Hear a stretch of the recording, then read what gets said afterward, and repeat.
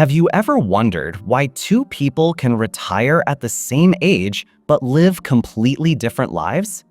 One is traveling the world, sipping wine on the coast of Italy, while the other is working part-time at a grocery store just to keep the lights on. Same age, same milestone, yet worlds apart. Why is that? The truth is, retirement isn't just one finish line where everyone celebrates the same way. It's more like a ladder with different steps, and depending on your income, savings, lifestyle, and even a bit of luck, you might find yourself standing on one rung or another. Here's the good news. You don't need to be a billionaire or even a millionaire to retire well. In fact, most retirees in the US are not millionaires. According to the Federal Reserve's 2022 survey of consumer finances, the median retirement savings for people between ages 65 and 74 was only about $164,000. That's not yacht money, but for many, it's enough to live decently when combined with Social Security.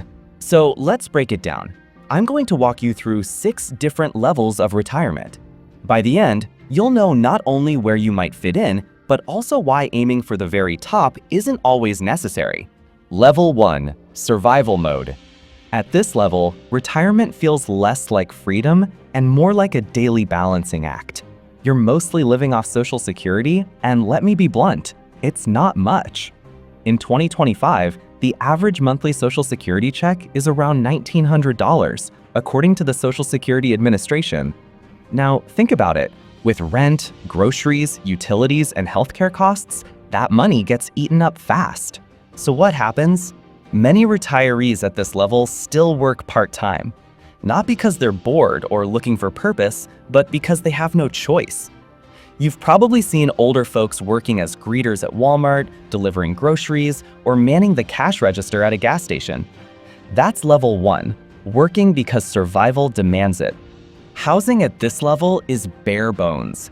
It might be a small apartment in an aging complex or subsidized senior housing. Every unexpected cost feels like a crisis. A car repair, a broken appliance, a medical bill, those aren't just inconveniences, they're financial emergencies. Vacations? Forget it. Even eating out is rare, and if it happens, it's usually fast food. Hobbies are limited to whatever is free, reading library books, taking walks, or watching basic TV. Life feels tight, uncertain, and stressful. This is retirement at its most fragile. But here's something important. Even if this is where someone starts, moving up just one level can make life significantly better. You don't have to go from broke to billionaire to feel a big difference. Level 2, Stability with Caution. This is where things feel a little steadier. You're still mostly relying on Social Security, but you probably also have a modest home that's paid off, or at least very low mortgage payments. That makes a huge difference. Your net worth isn't impressive on paper. Maybe it's tied up in that home, but daily life feels more secure. Bills get paid.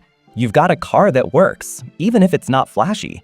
You might even have a small emergency fund so that a $500 car repair doesn't completely wreck your budget. That said, money is still tight. Vacations are rare, maybe a road trip to visit family. Eating out happens once in a while, but it's a planned treat, not a casual Tuesday decision. Appliances get replaced one at a time. A dishwasher breaks? Okay, maybe you'll fix it this month and push back that new TV until next year. What's interesting about this level is that part-time work might still happen, but it's optional. Maybe you pick up a few shifts at the local community center or do seasonal work during the holidays. But this time, it's not about survival, it's about a little extra breathing room. The flip side is that financial worry still lingers in the background. You're not living in crisis mode, but you do feel the pressure to budget carefully. In a way, this level is like being in the just enough zone. Comfortable? Somewhat. Relaxed? Not always. But compared to level 1, it's a huge improvement. Level 3, Comfortably Average. Now we're getting to the stage where retirement starts to feel like, well, retirement. You're no longer scraping by. Instead, you've got Social Security plus a solid nest egg, maybe in the range of a few $100,000 saved up in 401ks, IRAs, or investments. Here's a real-world marker. Fidelity reported in 2023 that the average 401k balance for people in their early 70s was about $232,000. Combine that with Social Security, and you're looking at enough to live comfortably, though not lavishly. At this level, you probably live in a modest but nice home, maybe a suburban house, townhouse, or condo. It's likely paid off or nearly there. You've done some upgrades over the years, new appliances, some remodeling, but you're not living in a magazine-ready space. Still, it's yours, and it's comfortable. Your car is reliable, not luxury, but it gets you where you need to go. Think Toyota, Honda, or Ford. Practical, dependable, maybe only a few years old. You don't stress about repairs the way you would at level 1. Vacations? Yes, they happen. Maybe once or twice a year. They're not 5-star luxury trips, but road trips, cruises, or budget-friendly Airbnbs fit the bill. Dining out? A few times a month, usually at casual restaurants. Special dinners are reserved for birthdays, anniversaries, or holidays. This level represents what many people call the millionaire next-door lifestyle. Except you don't actually need $1 million in the bank to feel this way. You just need stability, a bit of breathing room, and a budget that works. At this stage, retirement feels secure and enjoyable. You're not worried about every bill, but you're also not tossing cash around. You can buy a new sofa if you want, but you'll think twice before upgrading the kitchen all at once. In short, you're living a good, balanced retirement.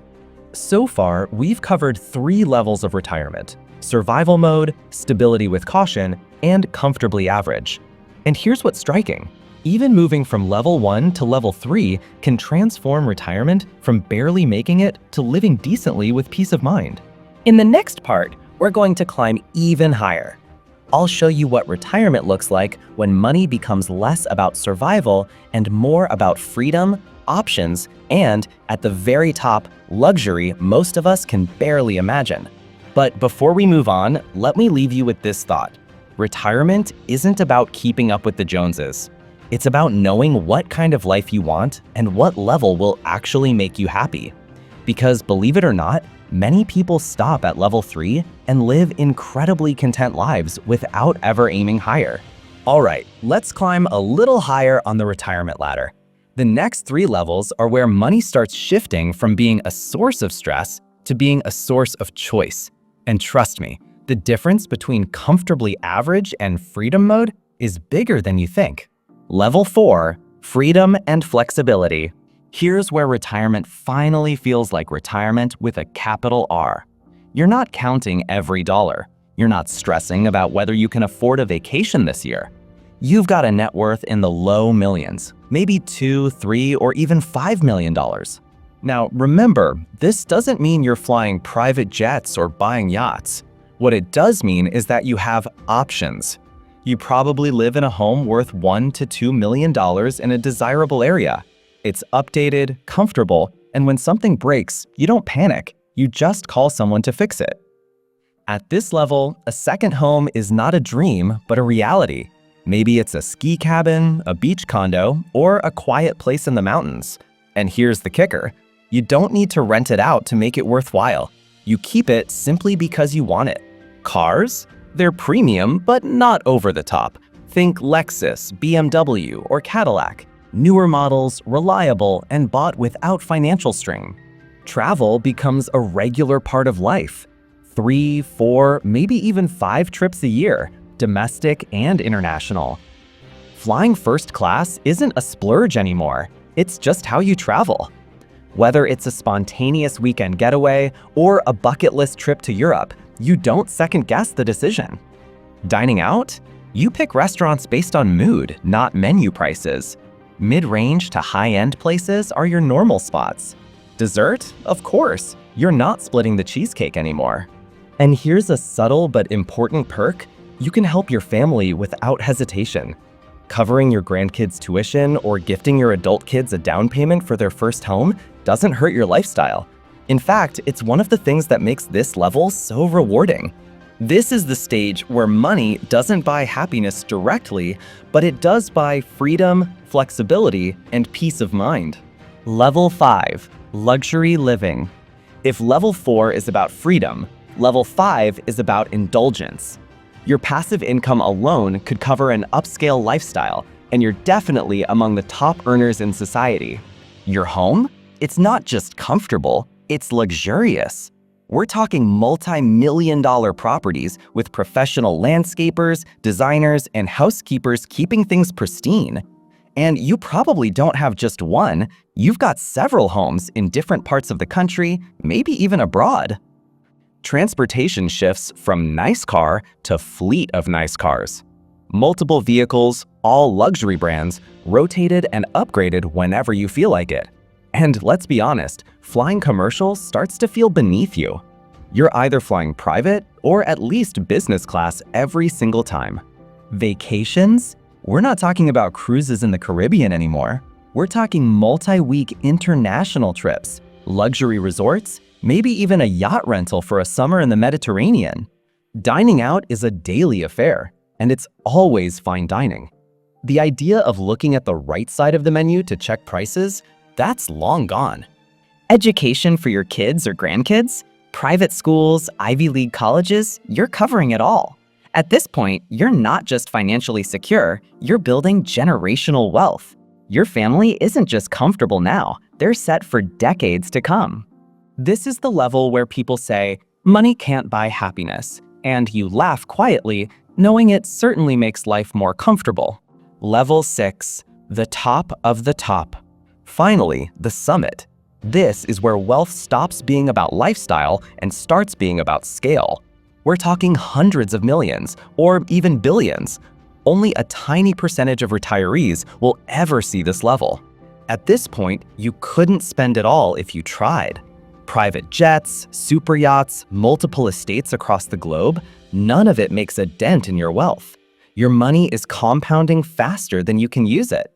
And here's something fascinating. Many at this level don't focus on luxury for themselves anymore.